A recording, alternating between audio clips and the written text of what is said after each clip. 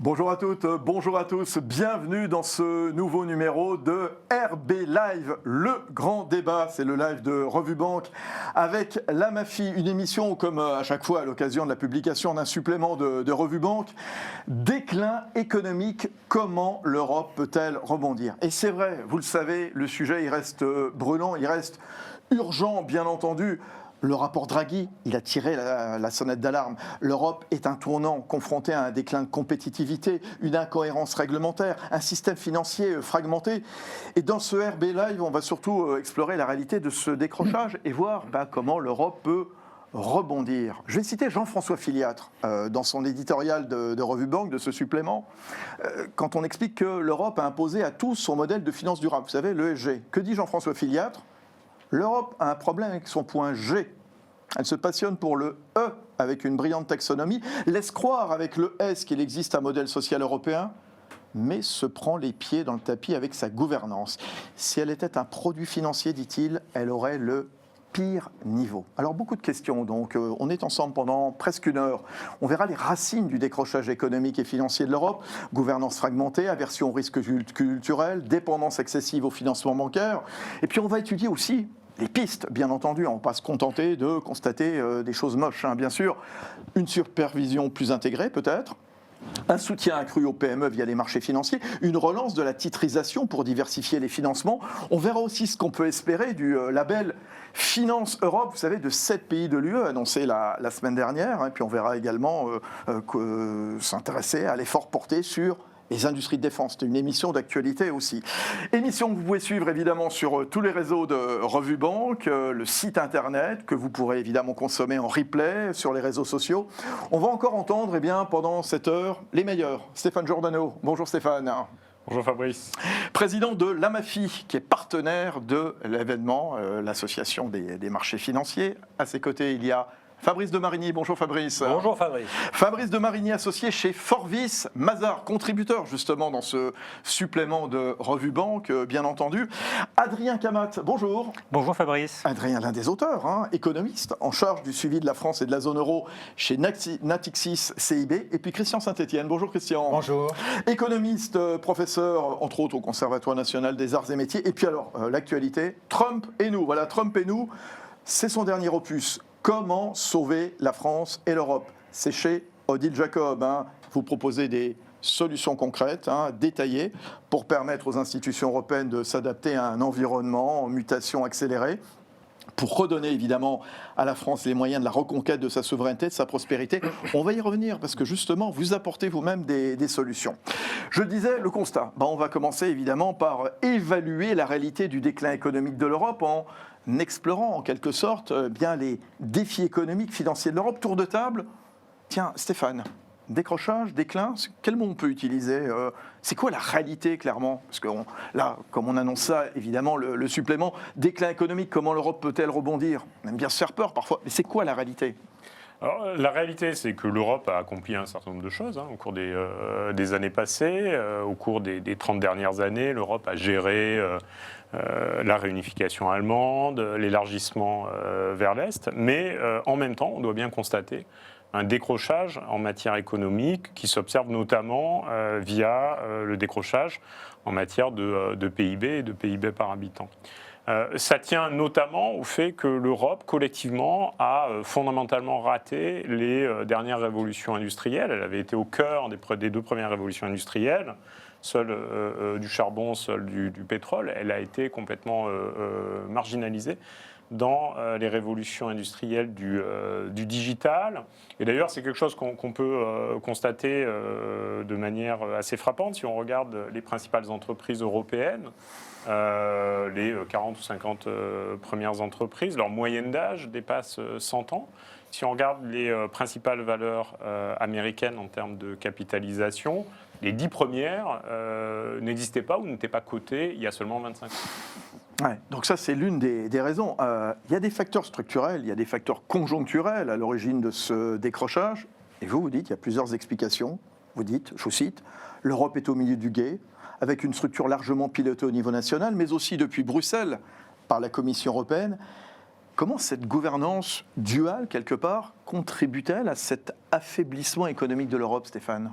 Sur un certain nombre de décisions, d'une part, il y a des prérogatives qui sont restées au niveau des États membres et qui sont critiques en matière économique et particulièrement en matière de financement.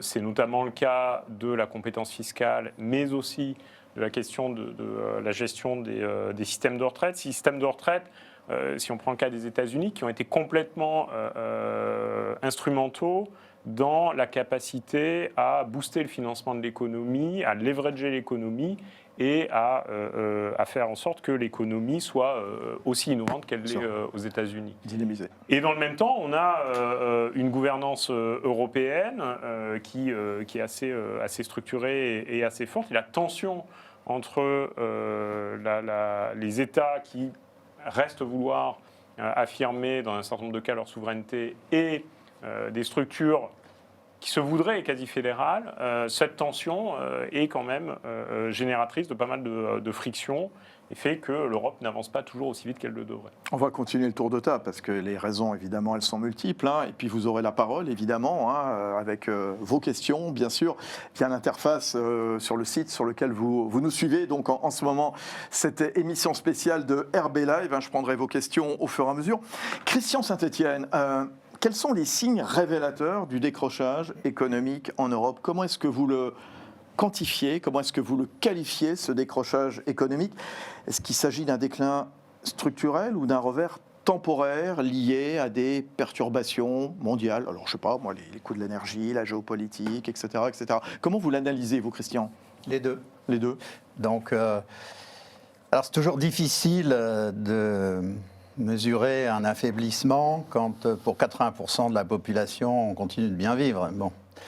En fait, l'affaiblissement de l'Europe est relatif. Les derniers chiffres du FMI montrent que la croissance de la zone euro a été de 1% par an dans les 20 dernières années. Et tout conduit à penser que cette croissance va rester à 1% dans les 10 prochaines années, sauf miracle, c'est même pas sûr qu'on soit à 1%. Dans le même temps, les États-Unis ont une croissance double, avec une croissance de la productivité qui est au moins double. La Chine, qui était à 7% sur les 20 dernières années, devrait continuer de croître à 3-4%, l'Inde à 6%. Donc nous sommes en fait devenus la zone de non-croissance. Donc nous sommes en train de nous marginaliser, ça se voit très bien sur le plan géopolitique, où on prend toujours un sourire de commisération dès qu'on parle de l'Europe dans les questions géopolitiques. Une Europe qui s'appuyait sur les États-Unis, qui maintenant lui cogne dessus. Donc on a une Europe qui n'arrive pas à mettre en route sa croissance interne pour les raisons qui ont été évoquées. L'Europe a raté la révolution du numérique, qui a commencé il y a plus de 4 décennies. Et aujourd'hui, nous appartenons, que nous voulions ou non, au monde des GAFAM, sachant que les Chinois, dans la même période, ont développé le monde des BATHX, qui sont exactement l'équivalent des GAFAM. Et il n'y a pas de GAFAM. Baidu, Alibaba, etc. Voilà, bien sûr. Baidu, Alibaba, Tencent, Huawei et Xiaomi. Et il n'y a pas de GAFAM d'équivalent chez nous, bien sûr. Et alors, il n'y en a pas non plus en Allemagne, ce qui est intéressant parce qu'on a l'habitude que la France, depuis une trentaine d'années, patine. Donc, on regarde vers l'Allemagne qui est censée réussir. Elle s'est plantée aussi. Mais l'Allemagne, depuis 2 ans, quand les Allemands ont pris conscience qu'ils avaient du retard, notamment quand ils ont pris conscience que la non-fabrication sur leur territoire de microprocesseurs était un problème stratégique, ils ont lancé la construction de 4 usines de microprocesseurs. Nous avons lancé l'extension de l'usine de Crolles, qui est à l'arrêt actuellement. Donc, comme pour la réindustrialisation, la France n'arrive pas à mettre en œuvre ses priorités stratégiques, qui sont d'ailleurs jamais véritablement des priorités. On a toujours, si on remonte, c'est presque chaque fois la même chose, si on remonte à Mitterrand avec ses promesses de 120 chapitres, on a toujours 120 priorités 110 propositions du programme. 110 propositions. Donc, en France, aujourd'hui, il y a réellement 3 ou 4 domaines qu'on devrait travailler et on n'avance pas dans ces domaines. Et est-ce que vous pointez également, Christian Saint-Etienne, dans votre livre, Trump et nous, comment sauver la France et l'Europe, il y a un point que je trouve essentiel, la nature bureaucratique de l'Union, qui procède trop souvent par réglementation et par interdiction. Alors ça, c'est un point clé. Un jour, est-ce qu'on va s'en débarrasser? Alors, c'est un point clé. Quand on a négocié le traité de Rome dans l'hiver 56-57, le traité est signé en mars 57, il est négocié par 6 hommes à l'époque, dont 5 des 6 ont plus de 60 ans, donc forcément, ils ont connu les 2 guerres mondiales. L'obsession au moment de la rédaction du traité, c'est qu'il n'y ait plus de guerre mondiale, et notamment à l'instigation de l'Allemagne, le mot puissance est éradiqué dans le traité. Et les Allemands vont imposer comme structure et colonne vertébrale du traité le principe de concurrence, qui est le seul véritable levier de puissance de l'Union européenne, mais de la Commission notamment, mais qui s'en sert massivement, y compris, jamais sans le dire explicitement, pour casser les États unitaires, notamment comme la France, qui agacent les fonctionnaires européens. Donc, il est important, puisque nous sommes à la revue Banque, de rappeler que les questions de bureaucratie, c'est une discipline de l'économie. Il y a eu 3 prix Nobel parmi les économistes qui ont étudié la bureaucratie. Donc, il ne s'agit pas d'une attaque contre la bureaucratie, les hommes et leur comportement. Il s'agit de la compréhension du fonctionnement d'une bureaucratie qui a été analysée depuis Weber. Une bureaucratie fonctionne sur la base de règles, et la Cour de justice fait appliquer les règles, et ça c'est le fondement donc d'une bureaucratie, même si on veut moderne ou efficace. D'ailleurs, c'est encore pire quand elle est efficace. Et je termine par là, le problème c'est quand vous êtes dans un moment de rupture, vous avez besoin d'un gouvernement politique et stratégique, et une bureaucratie freine toutes les évolutions. Je ne sais pas si on aura le temps de parler de la France, sachant que nous avons une deuxième couche de bureaucratie. Ouais. Donc, sous 2 couches de bureaucratie, on a du mal à évoluer.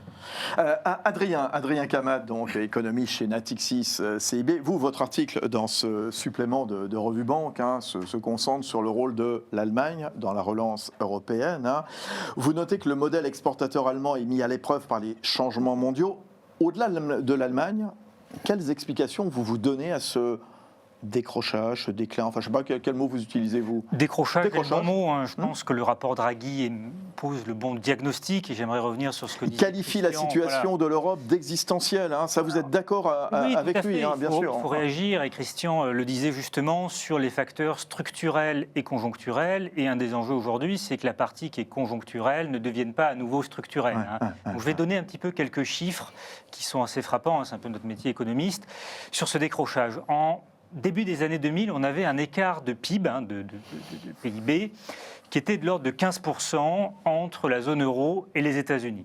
15%. Aujourd'hui, on est à 30%. Cet écart a doublé, c'est ce dont parlait Christian. Et surtout, il s'est accéléré. Il s'est accéléré depuis le Covid, c'est-à-dire qu'on a manqué certaines révolutions industrielles, en particulier la révolution digitale. Là, on est en train un petit peu de manquer celle de l'IA, mais on pourra en reparler. Donc ça, c'est le premier point. Donc ça s'est accéléré, puisqu'en fait, si on regarde sur le long terme, le structurel, cet écart vient de la productivité, des gains de productivité, et essentiellement du secteur de l'information technologie. Donc c'est exactement ce dont parlait Christian juste avant. Et finalement, depuis les années 2000, quasiment l'écart vient quasi exclusivement de ces industries d'information technologique. En revanche, quand on regarde depuis le Covid, l'écart se creuse dans quasiment tous les secteurs. Et là, évidemment, c'est beaucoup plus problématique, et il faut faire en sorte que des facteurs conjoncturels ne deviennent pas structurels. Il y a une question que vous avez posée pour moi qui me semble clé, notamment sur la partie de l'industrie, c'est la question des prix de l'énergie. Oui. La question des prix de l'énergie, avoir une énergie abondante, peu cher, décarboné, c'est un enjeu essentiel. Or, moi ce que j'aime bien dire, c'est que l'Europe aujourd'hui est entre le marteau, l'enclume et en plus maintenant les tarifs, ce qui est le titre du livre de Christian. Le marteau, c'est la crise énergétique. La crise énergétique, puisqu'on avait déjà un écart très important avec d'autres pays, en particulier les États-Unis, puisque avant la guerre en Ukraine, on avait des écarts très marqués sur les prix du gaz et l'électricité. Je vous donne 2 chiffres. Sur le gaz, on était, avant la guerre en Ukraine, on avait des prix du gaz 100% plus élevés qu'aux États-Unis. Aujourd'hui, c'est 350%. Sur l'électricité, on avait des prix 80% plus chers qu'aux États-Unis avant la guerre en Ukraine. Aujourd'hui, c'est 180%. Donc l'écart est gigantesque. Donc on a des industries, des pans de l'industrie européenne qui ont délocalisé dans des pays où l'énergie est peu chère, par exemple les États-Unis, et qui ne reviendront pas. Christian parlait du modèle allemand et du réveil allemand. Oui, mais on a des industries qui ont disparu. Par exemple, je pense à la chimie. La chimie, aujourd'hui, qui était très très stable en termes de production industrielle jusqu'à la guerre en Ukraine. Aujourd'hui, on est 20% en dessous de son niveau d'avant-guerre en Ukraine, et on ne reviendra plus à son niveau d'avant-crise. Les difficultés économiques de l'Allemagne affectent clairement l'ensemble de l'économie européenne. C'est ce que vous dites. Et d'ailleurs, tiens, je reviens sur les questions liées au Covid, et ce que vous dites très bien, Stéphane Giordano, vous, dans votre contribution, dans cette interview, la fragilité de certaines économies face aux défis globaux a été en effet exacerbée par la pandémie et les tensions géopolitiques. On reviendra d'ailleurs sur les tensions géopolitiques avec justement ce regain autour des industries de défense. Est-ce que là, il n'y a pas une clé quelque part? Fabrice de Marigny, avant que je prenne une première question qui vient de nous arriver, vous, votre article, votre contribution dans ce supplément de Revue Banque, met en lumière la fragmentation de la supervision des marchés financiers européens. Comment cette fragmentation aggrave-t-elle le déclin économique et quelles inefficacités spécifiques cela crée-t-il? Racontez-nous, Fabrice de Marigny. Merci beaucoup de me poser cette question, mais je vais peut-être prendre quelques éléments de la discussion pour essayer de nourrir ma réponse. Partons de Trump. On se pose la question de l'autonomie stratégique de l'Union, qui commence à résonner un peu dans des pays autres que la France en Europe. Et je suis profondément convaincu que toute souveraineté économique ou financière passe par l'Union des marchés de capitaux, dont on a changé le nom et j'y viendrai. Car il faut financer. Même la défense, même l'énergie, il faut la financer. Et on l'évoquera à propos des pistes, des solutions, évidemment, largement d'ici quelques minutes. Et donc, ce qui est paradoxal, c'est qu'on a depuis, et Stéphane le sait bien, depuis presque 20 ans maintenant, créé un cadre législatif et réglementaire très sophistiqué. On a modifié 4 ou 5 fois chaque directive.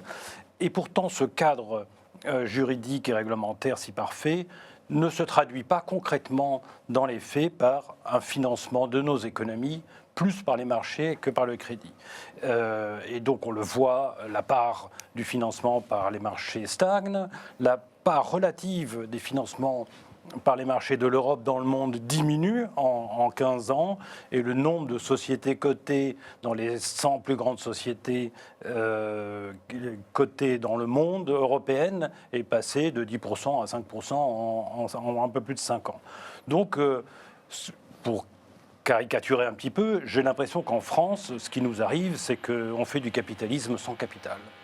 80% de l'épargne est trop courte et investie dans des dépôts ou des produits à court terme et non pas dans le long terme. Et je rebondis là-dessus sur les GAFAM parce que je me souviens toujours des ministres de Finances à l'Ecofin quand j'ai présenté un rapport il y a quelques années, me disaient toujours mais je ne comprends pas, on a les cerveaux, on a l'argent mais on n'a pas les GAFAM. Pourquoi ? Et là, la question de la bureaucratie se pose de deux manières. La première, et c'est celle que vous soulignez, qui est que très souvent, les acteurs étrangers sont devenus dominants et pour s'en protéger, on régule. Mais on régule tellement qu'en fait, on hausse la barre d'accès de champions européens. Donc ça, c'est un point de compétitivité que Draghi souligne et l'État souligne très fortement. Après, il y a la réglementation européenne. Je sais qu'il est de bon ton de critiquer la Commission européenne, mais la vérité, c'est qu'il ne se passe en Europe que ce que les États membres veulent bien qu'il se passe. La Commission, elle ne fait que des propositions. Et si on réglemente, c'est pour permettre des accès.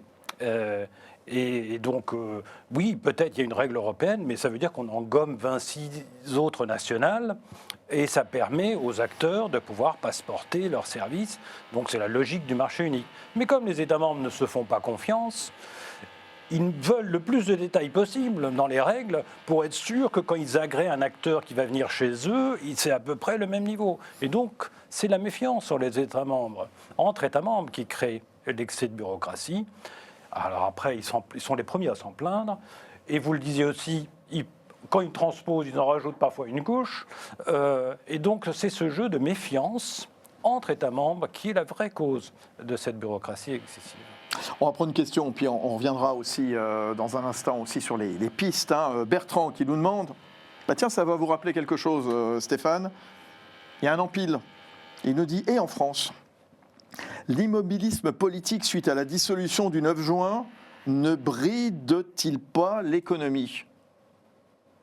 Circonstances aggravantes, ce qui se passe chez nous ? Sans doute. Alors la France n'est pas le seul pays en Europe à avoir des problèmes de ce type-là. Mais, il est clair que l'immobilisme politique et plus encore la situation budgétaire complique fortement les différentes initiatives qui devraient être prises pour favoriser l'émergence de champions, pour utiliser la fiscalité à des fins d'orientation, par exemple, de l'épargne, pour revoir typiquement les systèmes de retraite d'une manière qui puisse être à la fois socialement juste et économiquement efficace. Et tout ça, aujourd'hui, est complètement bloqué. Ce qui évidemment pose problème. Alors il y a des initiatives qui sont prises dans le cadre européen. Oui, bien sûr. C'est vrai que leur déclinaison ensuite est particulièrement compliquée et entravée. Quand je dis ça, nous rappelle des souvenirs, parce qu'il y a un an pile, on tournait une émission du RB Live avec Revue Banque. Ici, donc, justement, on était à quelques heures après l'annonce de la dissolution. Un mot chacun, Christian et Adrien, justement, sur cette question, sur la situation française, ce blocage, cet immobilisme, clairement. Voilà. Alors l'immobilisme est certain, mais il n'est pas uniquement français, il est partagé par d'autres pays, mais il y a une particularité française depuis un an, sans remonter aux 30 dernières années, c'est que cet immobilisme se double d'un fiscalisme idéologique. C'est-à-dire que, notamment, tout l'automne, chaque jour, si vous écoutiez la radio et la télé, il y avait un nouvel impôt, une nouvelle attaque contre les riches, entre guillemets, les riches étant toujours le voisin. Et on se souvient de l'été dernier avec l'apprenti Premier ministre désigné qui voulait taxer en permanence. Voilà. C'était la seule solution. Or, je fais beaucoup d'interventions en province devant des chefs d'entreprise ou ailleurs, mais quand je vois des chefs d'entreprise en province, depuis un an, ils ont reporté une grande partie de leurs investissements et de leurs embauches à cause de l'incertitude qui s'ajoute, l'incertitude fiscale qui s'ajoute à l'incertitude politique. Bien sûr. Alors on néglige souvent ce que ça veut dire. La meilleure façon de comprendre ce qui se passe, c'est de comparer à l'Italie. L'Italie, qu'on regarde toujours avec un certain mépris, a un excédent extérieur, alors que nous avons un déficit extérieur, parce que l'Italie a gardé, conservé et facilité le développement de son industrie. Et qu'est-ce qui a été conservé en Italie ? Ce sont les entreprises familiales. Et les entreprises familiales ont été conservées quasiment grâce à une fiscalité zéro au moment des transmissions. C'est d'ailleurs ce que font les Allemands. C'est ce qui leur a permis de développer le Mittelstand. C'est-à-dire que les abattements fiscaux font que si vous restez à la tête d'une entreprise, vous n'avez quasiment pas de fiscalité. En France, si on regarde les 30 dernières années, la fiscalité des successions a conduit à vendre beaucoup d'entreprises qui n'ont pas pu grossir. Et certains veulent remettre en cause le pacte du travail. Et on veut recommencer. Bien sûr, donc ça crée une incertitude chez les décideurs qui fait que ça aggrave les conséquences de l'immobilisme politique. Un mot, Adrien, j'ai encore une autre question. Ça va être très rapide, c'est vraiment pour dire que l'incertitude est un poison. Vraiment, et ça j'insiste sur ce que disait Christian. Je suis d'accord. C'est un poison, c'est pour ça que cette année on aura une croissance sous le potentiel, probablement autour de 0,6%. En France, le potentiel de l'économie française est un peu supérieur à 1%, alors que voilà, en 2024, 1,1% de croissance, 1,6% en 2023, les chiffres ont été révisés en forte hausse par l'INSEE, avec un déficit du commerce extérieur qui est bien moins creusé que ce qu'on avait dans les chiffres précédents. Donc oui, cette incertitude politique qui a miné vraiment l'économie française et qui a conduit donc à moins d'activité, parce qu'il y a moins d'embauches et moins d'investissement. L'incertitude est un poison, nous dit Adrien Camat de Natixis CIB. Juste encore un mot sur les raisons aussi de ce déclin, Stéphane. J'ai lu votre tribune, on parlait, Fabrice, il y a un instant, de méfiance, d'excès de bureaucratie, etc. L'aversion au risque en Europe, voilà, inscrite même jusque dans la Constitution française, chez nous, depuis Chirac, avec le principe donc de précaution. Cette mentalité, clairement, elle freine toute velléité d'innovation. Je vous cite, aujourd'hui l'enjeu est de prendre plus de risques collectivement et d'avoir une autre distribution du risque en Europe. Ça aussi, c'est une plaie. Et d'ailleurs, ce n'est pas une caractéristique intrinsèque des Européens. Les Européens ont su prendre des risques, mais il est clair, et notamment en matière financière depuis la crise de 2008, que la prise de risque a été vue comme une impossibilité. et a été fortement contrainte par l'ensemble des règles, à la fois un certain nombre de règles internationales, mais dans leur déclinaison européenne, qui a toujours été la plus orthodoxe possible. Je pense aux règles bâloises, mais pas seulement. Aujourd'hui, ce que nous disent tous les rapports, le rapport Draghi, effectivement, le rapport Letta, le rapport Noyer, c'est que, encore une fois, on doit prendre plus de risques, tous, on doit prendre plus de risques. Il faut qu'il y ait davantage de risques dans les bilans bancaires, il faut que les investisseurs prennent davantage de risques, il faut que les travailleurs, les salariés, dans la gestion de leur épargne, prennent plus de risques, parce que si chacun veut que ce soit les autres qui prennent du risque, à la fin, on n'y arrive pas. Et on est aujourd'hui dans une situation assez paradoxale, qui est un peu la situation des pays les moins développés, en matière qui ont une rente pétrolière. Ils exportent du pétrole, ils importent du kérosène. Nous, on est dans la situation où on exporte notre épargne et on importe notre capital. On a un capitalisme sans capital, comme le disait justement Fabrice. Et cette situation-là, elle est absolument dramatique. Question à Jean-François qui nous dit, tiens, je pense que c'est pour rebondir sur ce que vous disiez, Christian Saint-Etienne, tout à l'heure, à propos de l'excès de régulation, l'excès d'interdiction. Il nous dit, finalement, la régulation, est-ce que ce n'est pas le seul outil politique de l'Europe d'exister ? Pas faux ? Ben si, c'est par nature, puisque dans une bureaucratie, c'est la règle, donc la régulation, qui constitue la colonne vertébrale de l'architecture européenne. Alors ceci étant, on peut avoir une régulation dynamique ou une régulation statique. Donc Stéphane Giordano a dit quelque chose qui pour moi est très important, c'est pas consubstantiel la crainte du risque en Europe. Il faut se souvenir que quand Christophe Colomb ou Magellan partaient pour découvrir le monde, pour des navigations qui duraient des mois sans savoir exactement ce qu'ils allaient trouver, l'Europe, il faut également se souvenir que c'est l'Europe qui a inventé le capitalisme, notamment l'Italie et ensuite les Pays-Bas et puis l'Angleterre. Donc on a une Europe qui a été à la pointe des inventions, mais on a construit une régulation qui est défensive, statique, au lieu de favoriser l'essor des entreprises européennes. Effectivement, le principe de précaution est une erreur philosophique et stratégique absolument majeure. On pourrait lui substituer un principe de responsabilité qui suffirait largement, mais on n'y arrive même pas. Ce qui est stupéfiant et tétanisant, c'est que même quand tout le monde est d'accord sur le fait qu'il faut changer quelque chose, on n'arrive pas à le faire.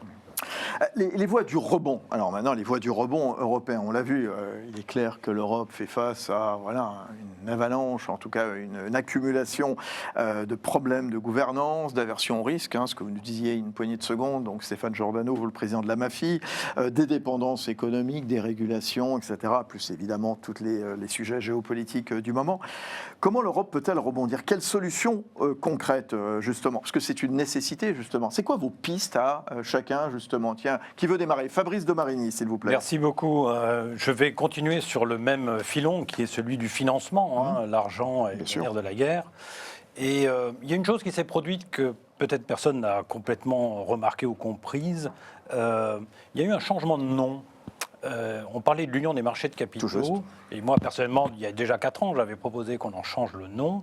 Ça a pris 4 ans. Ça, c'est la vitesse de l'Europe. Et ça s'appelle maintenant l'Union pour l'épargne et l'investissement. L'UEI. Et on voit bien la différence. C'est pas simplement on a changé la façade. Il y a un vrai changement de priorité. L'Union des marchés de capitaux, c'était des gens, des capitalistes dans leur coin qui se faisaient quelque chose. L'Union pour l'épargne et l'investissement, ça parle aux citoyens, parce qu'il a de son épargne. Monsieur, madame, tout le monde. Et puis il voit à quoi sert son épargne. Voilà. C'est ce lien. Sur les grands enjeux du moment, justement. Voilà. Et donc les priorités changent. On n'en est plus à refaire pour la énième fois la directive MIF ou autre. On en est à penser, mais où est le bon carburant ? On a de l'épargne courte, il nous faut de l'épargne longue. Donc réfléchissons aux produits d'épargne qui permettent de transformer cette épargne ou d'en générer plus à long terme. Pour le diriger vers quoi ? Vers un investissement en actions, puisque l'industrie de la défense, l'industrie de l'énergie, le digital qu'on a... Vous avez fait paraître d'ailleurs récemment une tribune dans la revue Le Grand Continent, Fabrice. Vous expliquez que l'autonomie stratégique passe par cette union des marchés de capitaux ou son successeur, évidemment, l'UEI. C'est désormais assez clair, vous le dites, dans presque tous les domaines où elle entend développer son autonomie stratégique. pour financer les transformations profondes, l'Union a besoin de capitaux. Voilà. Absolument. Alors la vraie question ensuite, c'est comment on fait. Eh ben, Parce justement, que- comment on fait et comment cette UEI pourrait mieux réussir que cette UMC. Stéphane, vous me direz dans un instant. Allez-y, Fabrice. Donc moi, je propose 2 pistes, et on en a beaucoup parlé, et je serais ravi d'entendre le point de vue des uns et des autres. Pour l'épargne longue, il y a plusieurs moyens. J'en vois au moins 2. Un, c'est évidemment l'épargne retraite. Et d'ailleurs, les grandes places financières, elles sont dans les pays où il y a de l'épargne retraite par capitalisation, on ne va pas se mentir.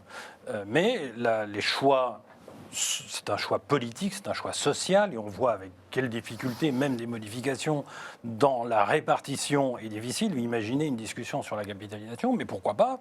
La France propose sur une base volontaire un bon arsenal de produits de retraite, mais c'est sur une base volontaire. Et il y a une autre piste, et c'est là où est l'épargne, c'est l'épargne salariale. Et aussi la France a de bons produits, mais toujours sur une base volontaire. Et ça existe de manière très molle dans le reste de l'Europe, mais c'est un moyen de mobiliser à la fois pour récompenser individuellement et participer à son entreprise. Mais si on avait un produit européen qui permettrait de circuler partout en Europe pour être à la fois actionnaire salarié des entreprises où on en a été, ou participer à des plans d'épargne salariale qui sont investis en actions, et que ceci pourrait de manière européenne, à la dimension du marché unique, générer une épargne plus longue, sans prononcer le mot retraite, je crois que ce serait très productif et permettrait justement d'avoir cette abondance d'épargne mieux investie. Voilà une piste, il y en aura d'autres, évidemment, on va vous en donner. L'UMC, vive l'UEI? Non, quand même pas à ce point-là. Stéphane Giordano, qu'est-ce qui fait que l'une va mieux marcher que l'autre, hein? Alors, en réalité, c'est jusqu'à présent des mots, essentiellement, qui ont changé, mais après tout, au début, était le verbe. Il y a une volonté collective, en tout cas, il y a un élan nouveau qui semble être donné, une prise de conscience. À cause de quoi ou grâce à quoi?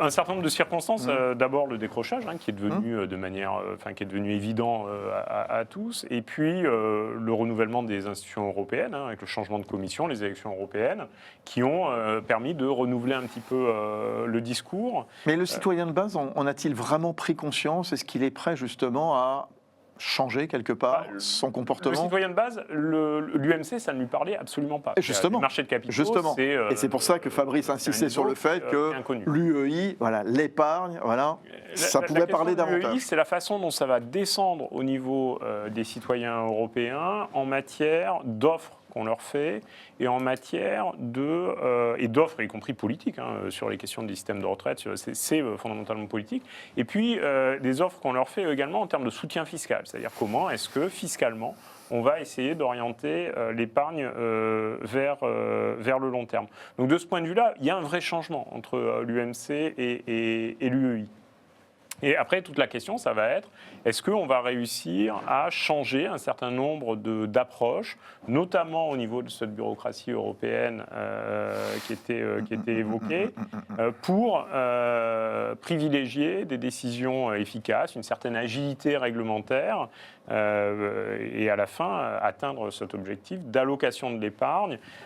À la fin, ce dont on a besoin, c'est quoi? C'est d'allouer davantage d'épargne vers le financement des PME, ETI innovantes. Mais ça, c'est la pointe de l'épée. Pour avoir ça, il faut avoir tout un écosystème de financement et de capitaux. Le financement des PME, on va y revenir, mais c'est vrai ce qu'on disait tout à l'heure, Adrien Camat et Fabrice le disaient, voilà, l'Union a besoin de capitaux. Et en ce moment, il y a des gros enjeux, bien entendu, des sujets d'actualité, et bien sûr, qu'attendent du secteur de la défense nationale. Est-ce que ce virage européen vers la défense, c'est pas une voie de sortie, une piste intéressante à étudier, notamment pour la France? Très probablement. Fabrice parlait d'autonomie stratégique, et c'est vrai que la défense est déjà un concept claire pour retrouver une autonomie en termes de défense par rapport aux États-Unis. C'est une opportunité probablement pour l'Allemagne, l'Allemagne qui a des grosses difficultés dans son industrie automobile et dans son industrie de machines-outils par rapport aux exportations d'automobiles. C'était la moitié de l'excédent allemand, c'était l'automobile, et la moitié, le quart, c'était vers la Chine. Aujourd'hui, ça disparaît. Une autre partie était vers les États-Unis, c'est mis à mal par les tarifs de Donald Trump. Il faut se réinventer pour éviter que les usines tournent à vide. La défense, en tout cas, est une porte de sortie que le gouvernement souhaite accompagner. Pour la France, en tout cas, c'est pour nous un motif d'optimisme pour l'économie française, puisque nous sommes le deuxième exportateur d'armement au monde, devant la Russie à la faveur d'effets de change. En revanche, quand on regarde nos principaux clients, il n'y en a qu'un seul au sein de l'Union européenne qui est dans notre top 10 des exportations, c'est la Grèce. Donc aujourd'hui, je vais être un petit peu provocateur. Est-ce que la Grèce peut être un modèle pour l'Allemagne ou à minima pour les autres économies européennes? Vous ferez une opinion, peut-être, je ne sais pas. En tout cas, on a des leviers de progression vis-à-vis de nos partenaires européens en termes d'exportation qui sont extrêmement importants. Un chiffre de l'autre côté, et je m'arrête là. Oui. J'ai une question pour vous. L'Allemagne importe 6% de son matériel militaire depuis la France et à peu près 60% depuis les États-Unis. Donc on ne remplacera pas les États-Unis en 2 jours. En revanche, on voit bien qu'il y a des marges de progression, des gains de part de marché qui sont extrêmement importants vis-à-vis de l'Allemagne, mais également vis-à-vis d'autres pays. Béatrice, qui vous demande, enfin vous, mais je pense que c'est...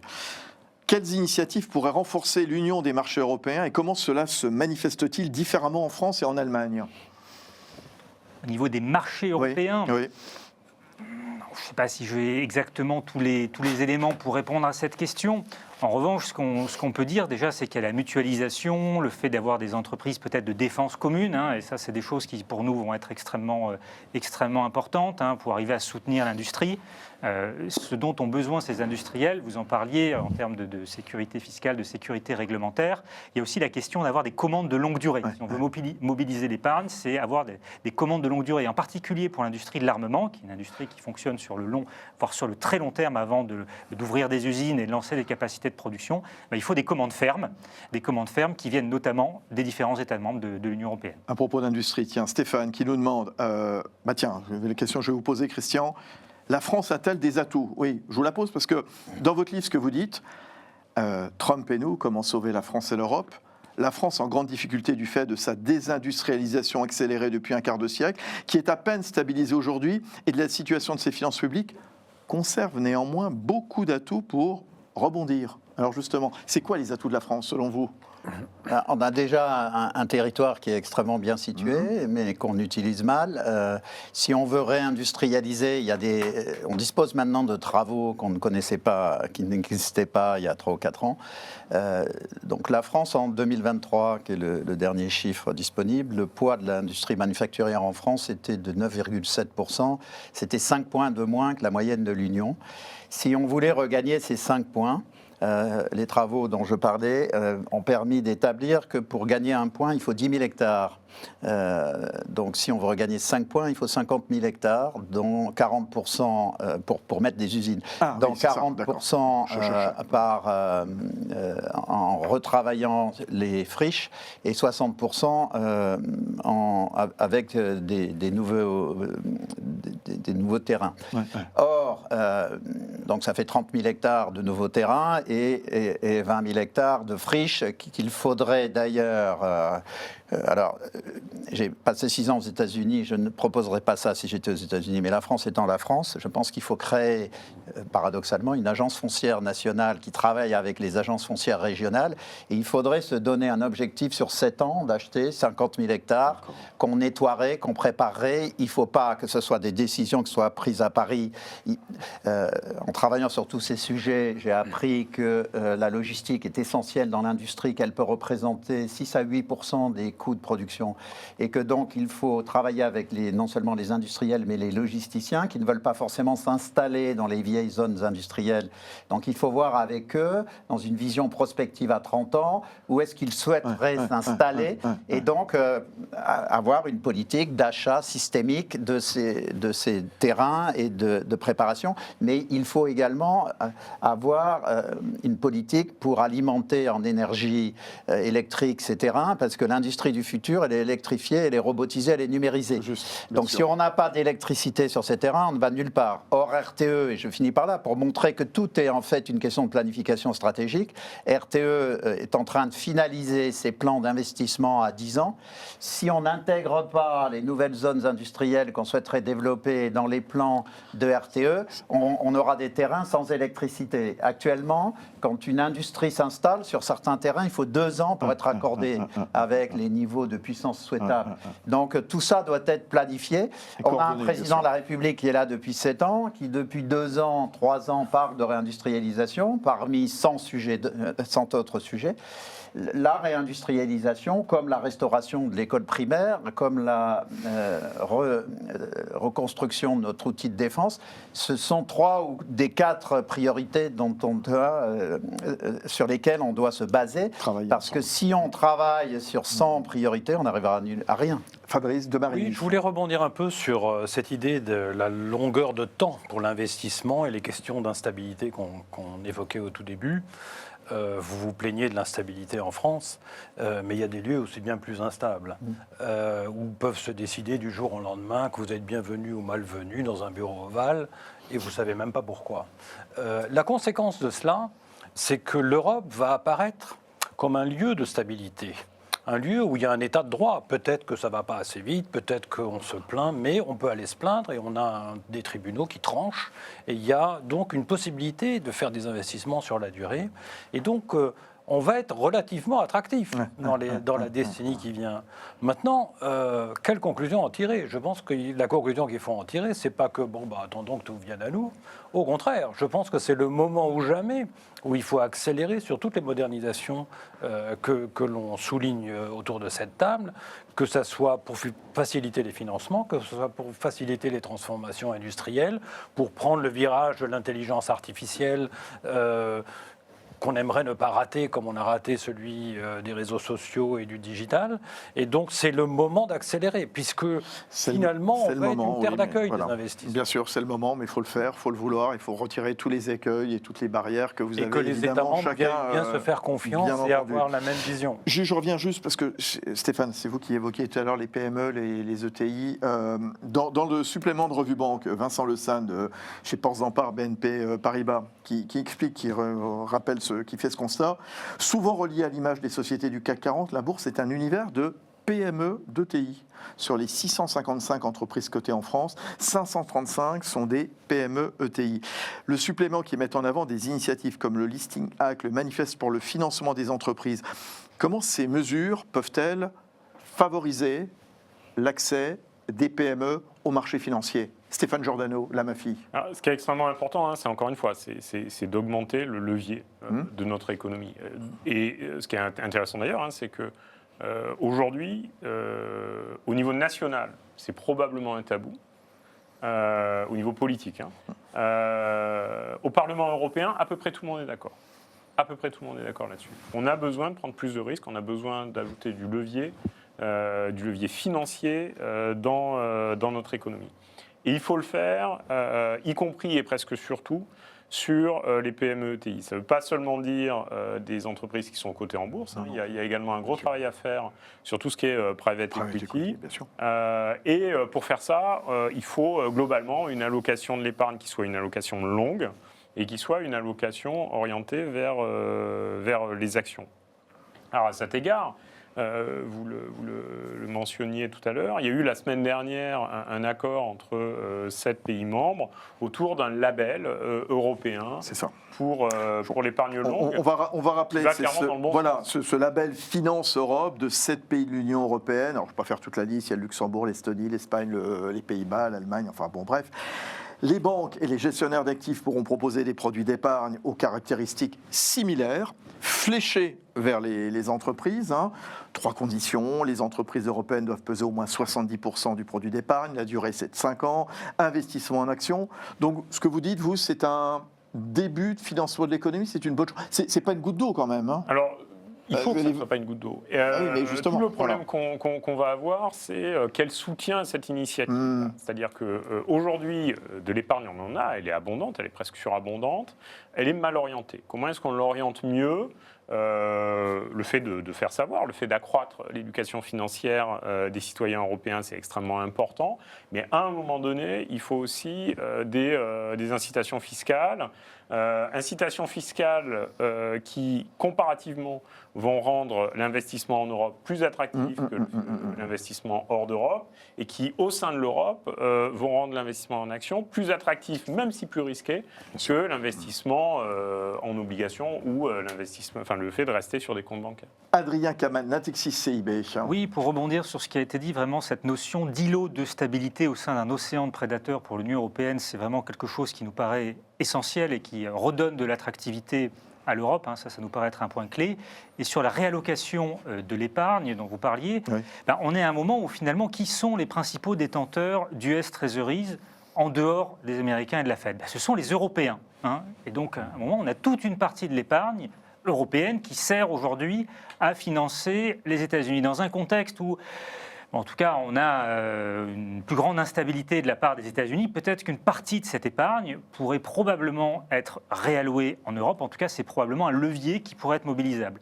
Sur la question des normes, pour rebondir sur ce que disait Christian, qui me paraît important, c'est également la question des terrains et notamment de la loi zéro artificialisation nette, qui est un problème pour réindustrialiser, puisque ça limite la capacité d'augmentation de la taille des usines. On a vu par exemple qu'Airbus a failli être empêché d'augmenter son usine. Il a fallu faire une loi Notre-Dame, c'est-à-dire une loi pour dire qu'on ne respecte pas la loi, pour être en mesure d'agrandir la taille de l'usine de Toulouse, plutôt que de la délocaliser à Hambourg. Donc on a Christian Saint-Etienne est navré d'entendre ça, ça se voit sur son visage, et je le comprends. Question, parce que là il nous reste un quart d'heure, je voudrais qu'on avance justement avec d'autres pistes. Thomas, tiens, c'est pour vous, Fabrice de Marigny. L'UEI, la fameuse UEI, l'Union d'épargne investissement, peut-elle réellement changer les comportements sans s'attaquer au temps de travail, au déficit chronique, etc., etc. On pourrait faire une grande liste comme ça. Fabrice? Alors, j'espère que oui. Je partage j'espère, cet avis. On a parlé de l'épargne, mais il faut qu'elle rencontre le marché des actions. Et je reprends un peu la remarque de Vincent Le San de Ports en Part. C'est vrai qu'on a un tissu de PME, TI qui, en nombre de sociétés cotées qui est important, mais la vérité, c'est qu'en volume de transactions, c'est une part extrêmement faible. Et c'est un des problèmes de la volonté des patrons de PME ou de TI d'aller en bourse. Disons-le clairement. Pourquoi ils n'y vont pas? Certes, c'est compliqué, certes, il y a des prospectus qu'on peut simplifier à l'infini. La vérité, c'est qu'il y a deux raisons pour lesquelles ils n'y vont pas. La première, c'est que être sur le public, prendre l'épargne de gens et être visible publiquement emporte un risque réputationnel. Et on a accru ce risque réputationnel avec les critères ESG, avec des tas d'autres choses. Et donc, le côté vivons cachés, vivons heureux joue à ce moment-là. Et puis, il y a une autre raison économique et financière, c'est que ces titres sont très peu liquides. Et donc, le patron d'entreprise voit la valeur de son entreprise en bourse qui n'est pas reflétée, elle est bien supérieure. Mais comme le titre est peu négocié, son cours est faible, et donc tous les avantages liés à la cotation en bourse, qui est de pouvoir faire des acquisitions en payant avec des titres, dépend de la justesse de son cours. Et à partir du moment où il court un risque réputationnel et puis sa valeur, sa boîte est dévalorisée, c'est pas très encourageant. Donc c'est là-dessus qu'il faut travailler. Il faut faire des prospectus sur mesure, mais pas en enlevant quelques critères par rapport au prospectus des grandes boîtes. Un vrai, en partant d'une feuille blanche sur les marchés réglementés. Il faut, et c'est une proposition que je fais, qu'il y ait un guichet unique d'entrée en bourse en Europe et que les bourses qui existent se mettent d'accord pour créer ce guichet unique d'IPO pour une période de temps. Il reste quelques années, ensuite ils passent dans les grandes cotes. Donc, et peut-être pour répondre à la question de la liquidité, forcer beaucoup plus de diversification dans les ETF, qui sont le gouffre de liquidité du marché. Tout juste à ce sujet, votre transition toute trouvée, en effet, à propos de distorsion, est-ce que vous pointez très justement, vous Stéphane Giordano, à la tête de la MAFI, vous expliquez aux États-Unis, le marché des ETF est boosté par un traitement fiscal plus favorable que celui des fonds non listés, difficilement réplicable en Europe. Vous critiquez la Retail Investment Strategy pour son biais en faveur des ETF, dominé par des acteurs américains. Comment l'Europe peut-elle favoriser justement ses propres champions financiers, sans céder du terrain quelque part à des acteurs extérieurs? Déjà, il faut le vouloir. Bon, encore une fois, on revient sur le sujet de la volonté. Il faut typiquement en matière réglementaire qu'on arrête, qu'on donne peut-être une prime, en tout cas qu'on arrête de sanctionner les champions. C'est-à-dire aujourd'hui, si vous êtes une entreprise financière, une banque ou un asset manager, et que vous croissez en taille, vous vous affrontez à toujours plus de problèmes. Si vous êtes une banque, vous allez avoir un sujet qui est que la demande de fonds propres va pas être linéaire avec votre taille, mais va devenir exponentielle avec votre taille. Si vous êtes un asset manager, la notion de groupe va être assez mal prise en compte, pas du tout même prise en compte en termes de distribution. Donc vous allez avoir affaire à 27 autorités nationales pour la distribution de vos produits. Si vous êtes un broker, enfin une entreprise d'investissement, que vous voulez aller dans un certain nombre de pays, on va vous dire vous êtes les bienvenus pour créer un bureau, faisons une réunion au niveau de l'autorité nationale compétente, et vous allez être très content, vous allez y aller, on va vous dire mais monsieur, vous êtes dans tel pays, il faut parler la langue du pays, la réunion, on ne va pas la faire en anglais. Et ce genre de barrières-là, il faut les supprimer, c'est extrêmement important et urgent. Et à propos d'unification, vous irez voir ce que dit Fabrice de Marigny justement dans ce supplément. Voilà, vous proposez un test européen d'efficacité de la supervision pour harmoniser quelque part la supervision des marchés financiers. Et ce que vous dites, voilà, c'est que ce test pourrait fonctionner et il est crucial pour le rebond de l'Europe. On avance parce qu'il nous reste 10 minutes. J'aurais qu'on prenne encore une ou deux questions. Merci en tout cas à toutes et tous. Voilà, François qui nous dit réorienter l'épargne. Est-ce que cela veut dire inciter les épargnants à aller en bourse ou inciter des gestionnaires d'épargne type assureurs à faire évoluer leur façon de gérer les capitaux de leurs clients? Qui me dit un mot là-dessus? Juste un mot. Allez, Christian. Aller en bourse, pour un individu seul, ça présente des risques, parce qu'il y a des fluctuations importantes. C'est pour ça que les fonds de pension sont importants. Alors, il faut arrêter de faire une guerre de religion sur cette question. Des gros mots. Dans tous les pays du monde, la retraite se fait par répartition et par capitalisation. Les deux. La question étant la répartition entre les deux. C'est en train de changer manifestement. Voilà. Alors en théorie économique, l'idéal c'est moitié répartition, moitié capitalisation, mais pour d'autres raisons, on peut considérer que c'est 2 tiers répartition, 1 tiers capitalisation. Dans le cas de la France, c'est un pays qui est à l'écart des autres. On est à 98%, voire même 99% en répartition et à peine 2% en capitalisation.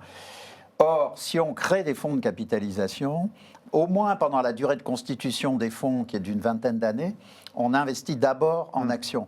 Donc, et je termine par une autre proposition.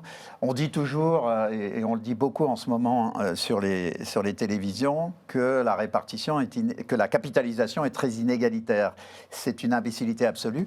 Il faut rendre simplement, et je rebondis sur ce que vous disiez tout à l'heure, Fabrice de Marigny, sur le fait qu'on a des très bons produits, mais qui ne sont pas obligatoires. Il faut en fait faire une capitalisation obligatoire qui peut même être mise en place au niveau des filières principales de l'économie. On a aujourd'hui une centaine de filières principales. Si on faisait des fonds de pension à ce niveau-là, on peut même imaginer d'aller jusqu'à avoir des conseils de surveillance de ces fonds dans lesquels on aurait 40% de représentants par les syndicats. Et simplement, ces conseils de surveillance feraient des appels d'offres pour la gestion des fonds et on aurait une retraite par capitalisation qui serait totalement sociale et qui serait doublement sociale parce qu'elle apporterait les capitaux nécessaires à l'essor de notre économie qui créerait les emplois de demain. Juste une proposition technique. Vous dites rendre obligatoire, on sait que ça va soulever des questions politiques. Il y a une petite mesure toute bête qui a été faite au Royaume-Uni et qui a apporté énormément d'épargne sur la capitalisation, qui s'appelle l'auto-enrollment, qui veut simplement dire que quand vous vous présentez, quand vous êtes salarié par exemple, on vous propose un plan d'épargne, vous avez le droit de refuser. Donc par défaut, et si vous ne dites rien, par défaut, vous l'avez. Donc ce n'est pas encore totalement obligatoire, mais ça a monté de très bons résultats au Royaume-Uni. Il y a un sujet qu'on a abordé, mais qui, à mon avis, est la clé, quelque part. Et on voit ce que dit Olivier Vignat de Paris Europlace dans le supplément. L'obstacle principal, dit-il, en réalité, qu'il faut franchir, est de nature politique. En effet, les techniciens n'entendent pas déréguler et semer ainsi les germes d'une possible nouvelle crise financière. Toutes les propositions qu'on a mises en avant, elles sont super, elles sont prometteuses, mais leur mise en œuvre, elle nécessite une coordination, une volonté politique. Comment est-ce qu'on va surmonter, quelque part, ces obstacles politiques, cette volonté que que vous mettez en avant justement. Voilà, est-ce qu'on va y arriver un jour? Moi j'ai Christian deux Saint-Étienne. propositions. Ouais. Ça fait plus de 30 ans que j'ai écrit des livres sur l'Europe. Je crois qu'on est arrivé à un point de non-retour.